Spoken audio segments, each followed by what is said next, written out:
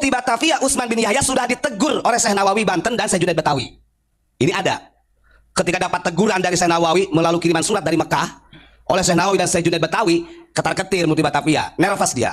Makanya dia akhirnya sembunyi-sembunyi mengirim surat ini. Nah, dikiranya orang Indonesia bodoh-bodoh. Ini bocor. Awas, ini manuskrip yang bocor dari Belanda sudah ada di tangan Ponpes Unik. Awas, hati-hati.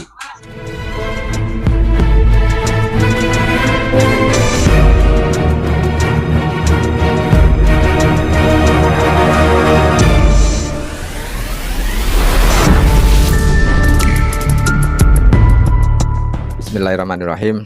Assalamualaikum warahmatullahi wabarakatuh. Alhamdulillah, jumpa lagi di channel YouTube Maret 27. Terima kasih atas dukungannya, tetap setia, tetap bersama di channel ini. Semoga kita semua selalu dalam lindungan Allah Subhanahu wa Ta'ala, senantiasa mendapatkan limpahan rahmat, taufik dan hidayahnya, dimudahkan segala urusan kita baik di dunia maupun di akhirat. Amin Allahumma amin. Tema pada kali ini adalah tentang ulama-ulama kita yang dulu dihasut, difitnah oleh Mufti Batavia, yakni Habib Utsman bin Yahya, yang akhirnya karena hasutan dan fitnahan itu banyak ulama-ulama kita yang banyak digantung, dihukum mati oleh pemerintah Belanda pada waktu itu. Habib Utsman bin Yahya ini sudah ditegur oleh Syekh Nawawi Banten dan Syekh Junaid, yang pada waktu itu beliau berada di Mekah. Jadi Syekh Nawawi dan Syekh Junaid ini mengirim surat teguran kepada Habib Utsman bin Yahya tentang fatwanya yang ghurur. Nah, karena Habib Utsman bin Yahya ini merasa takut, merasa ketar-ketir dengan teguran tersebut, akhirnya Habib Utsman bin Yahya ini mengirim surat secara sembunyi-sembunyi ya. Jadi Habib Utsman bin Yahya ini mengirim surat secara sembunyi-sembunyi kepada pemerintahan Belanda melalui Senok Hurgunya. Nah, tujuannya apa?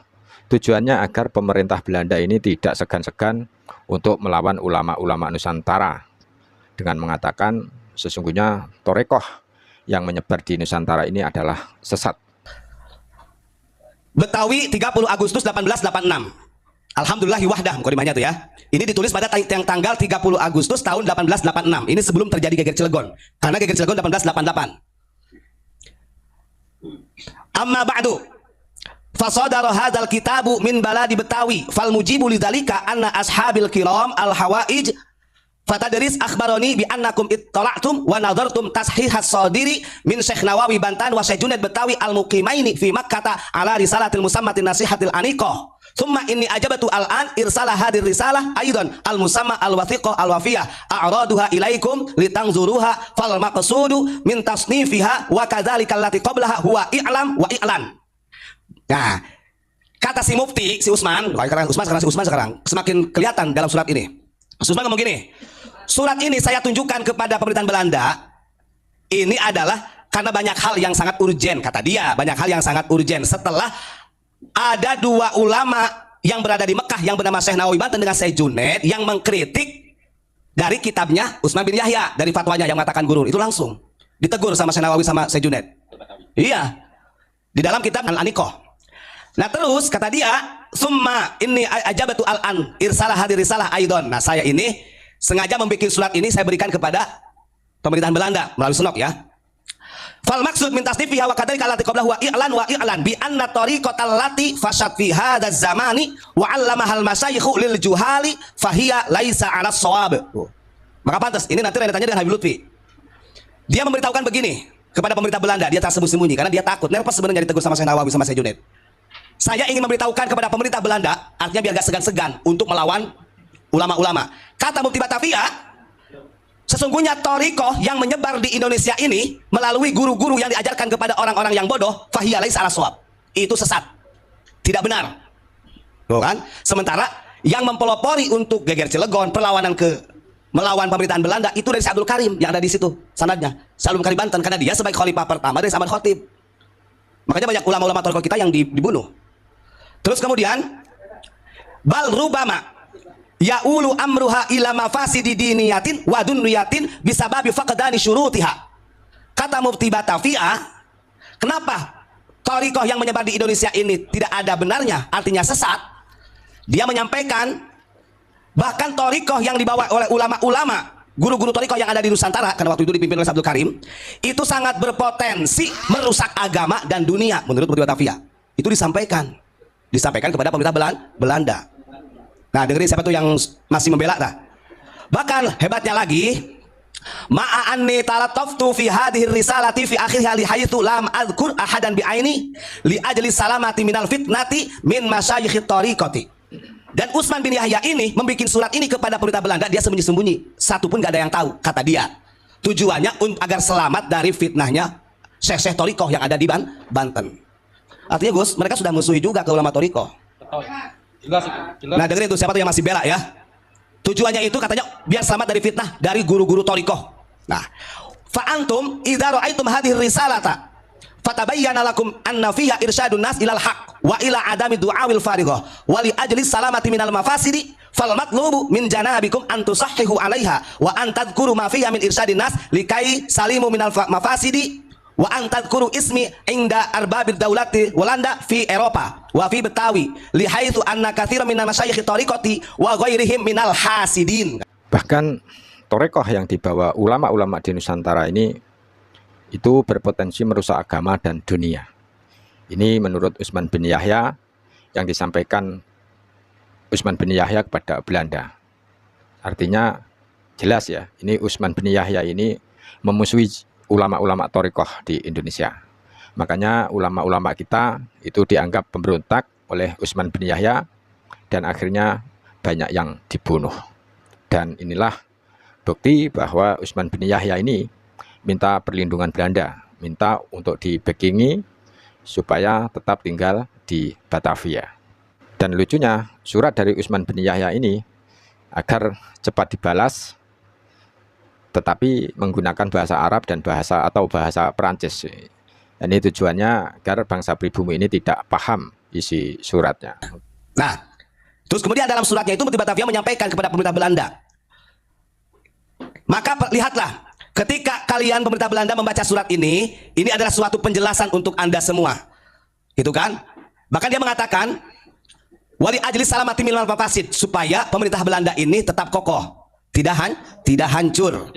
Oh, membela, makanya dikatakan loyal, Pak. Loyal, sangat loyal dia, pro. Maka fal matlub min janabikum antusayu antadguru. Nah, yang dia inginkan oleh si Mufti Batavia dalam surat ini memberikan doktrin juga kepada pemerintah Belanda supaya jangan segan-segan untuk melawan pemberontak. Karena dikatakan pemberontak ulama-ulama kita sama petani itu. Bahkan yang lucunya lagi begini, wa antadguru ismi inda arbabid daulah walanda fi Eropa, karena dia mufti kan begitu.